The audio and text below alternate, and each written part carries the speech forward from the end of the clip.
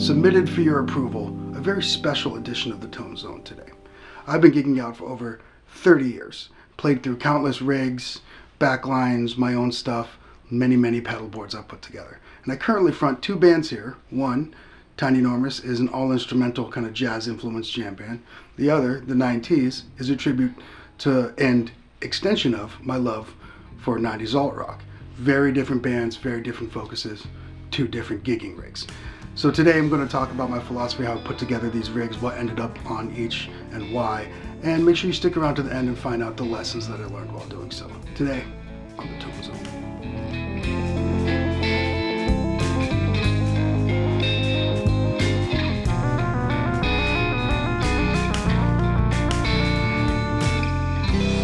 So this is the rig for my covers band.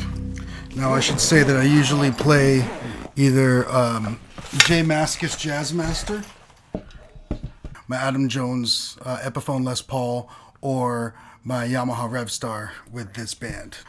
This rig also needs to be a little bit more rugged. This band is gigging much more than the originals band. New XB8 is where it starts. It's wireless. It also has a tuner and a boost in it that I use a lot.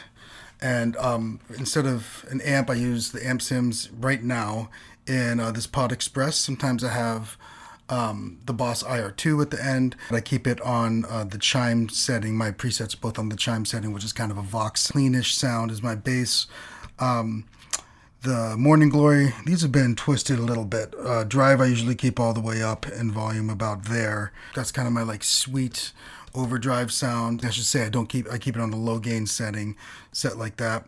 Then into the ZVEX Down in the Valley Wizard Fuzz. This was a collab between Down in the Valley, which is my favorite record store here in the Twin Cities, and ZVEX, who is a Minneapolis-based pedal maker. It is a super gnarly fuzz, and I have to be pretty gentle with it. After those, it goes into the Line 6 Pod Express. Like I said, it's always on chime. And then I have a little bit of distortion. So I've got overdrive, fuzz, and distortion, and clean with or without the boost. Just that is enough to get me through most of a gig. I keep a very tiny touch of hall reverb, just 9% or something. This is the tap tempo. This turns on and off the overdrive. And then these two I have set to turn on and off the modulation, which I keep a very strong flanger on there, and the delay, which usually I keep as a digital delay, like nice and clean. But I do have concerns about this being plastic. I'm really kind of worried about its ruggedness. So I should mention that I have a Boss GX1 ordered, and I'm probably going to replace everything from here on over with the GX1 pretty soon. So that review should be coming eventually, probably the next month or so. But yeah, for right now, this does everything that I needed to do, and it sounds great in that live situation.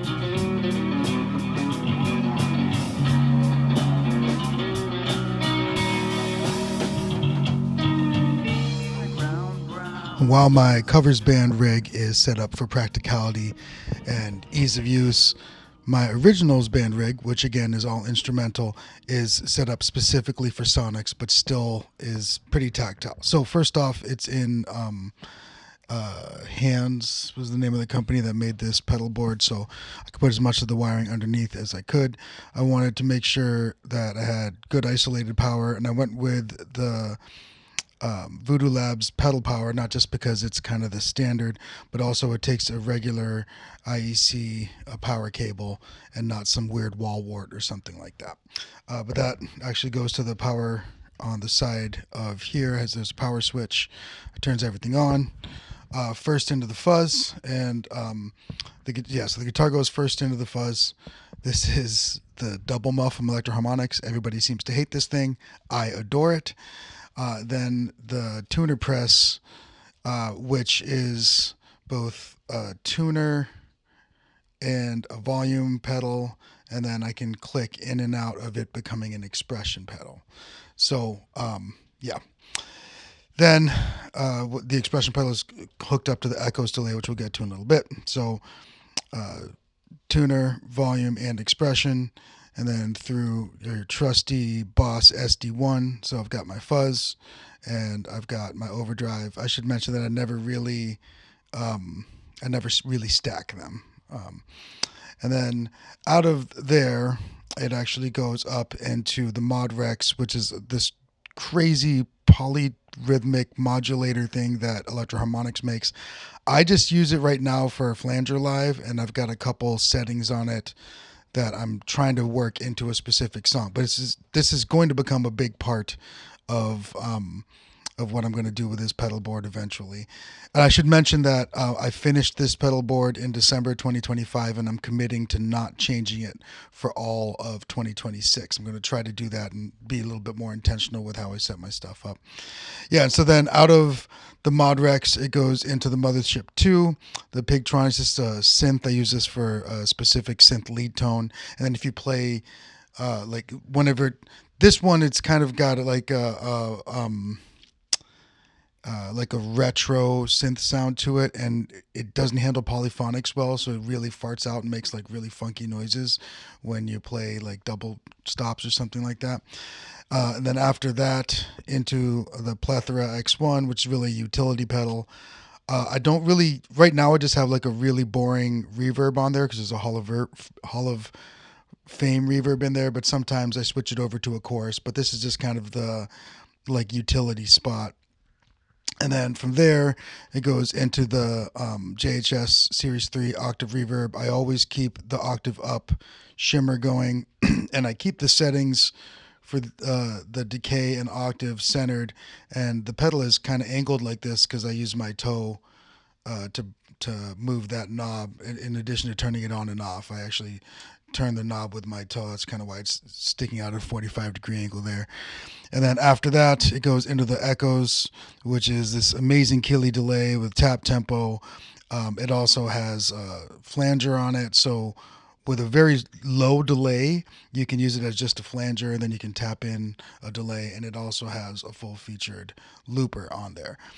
So yeah, that's my originals board, and I wanted to make sure that there was enough space and limited myself to the number of power supplies that I've got with this. I find that sometimes we pack our pedal boards so close together that like I'll hit two pedals by accident, so I wanted to make sure that this was spaced out correctly. And I even tried to like kind of color code it, so like all the whites and blues are here, and then like the silvers and blacks are here with Bumblebee right in the middle there.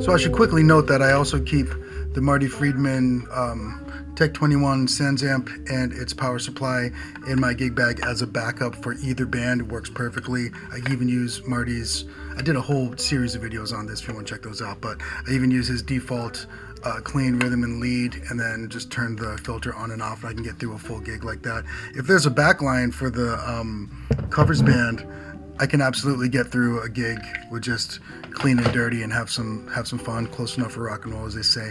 For the originals band, it is a little bit more important for me to have my rig. The Marty, again, is a great backup. But I also wanted to note that you probably noticed that I didn't mention the amp that I use for the originals band, nor do I have an amp sim or anything on there. And I actually played direct into the board. Direct in the front of house with no amp sims or anything with Tiny Enormous, the originals band. I did it by accident one day. There was a grounding issue at one of the venues, and I was still using a small an orange Microterror and a Vox BC 108 small cabinet. And it was just so loud that I was like, I'm just going to go direct in, and I thought it was going to sound terrible. And we actually had a really fun night, and I was like, maybe I'm going to just try the pure tone of the guitar, that Gretsch that I have. I love that guitar. It's, sometimes you find the right guitar and you know it. And yeah, like I can't make a bad noise come out of that thing. It feels more like speaking and breathing than it does like playing any other instrument to me. So I think that has a lot to do with it. But yeah, I don't use any amp sims or use an amp for the originals band. I just go straight into front of house. So for neither of these bands am I bringing an amp at all. It's like the guitar that's on my back, usually an extra guitar in one hand, and then my pedal board in the other. It's a single trip to and from the van or the car or whatever. And the Marty also has both an XLR out and an effects loop in addition to the 1/4 inch, so it works just as well as any of the other ones. But yeah, those are my 2026 rigs. I did mention that I bought a Boss GX1, and that's coming very soon, so stay tuned for that review, because I'm going to start getting that out kind of right away, quite honestly. And then yeah, I do all kinds of other things on this channel, so make sure you like and subscribe if you dug this and just dig guitar related content. Obviously I do lessons and stuff like that here too, but I just did a weird one where I tried playing Star Wars ships as shapes on the fretboard as scales. It was pretty ridiculous, so I might be trying to do more creative weird stuff like that. Obviously I do pedal things like this. And yeah, I also have this really cool new series I'm doing now called Songtaneous, where I get musicians together who haven't played together before, and we have 1 hour to write the song or the music for a song and record it, and then I give that to a singer, and they also have 1 hour to write and record the lyrics. And it's coming along really great. The first episode already came out, and episode 2 is coming out in a couple weeks, so make sure you like and subscribe so you don't miss out on any of that stuff. There's a link to my free Patreon in the description, and I'll see you around. Cheers.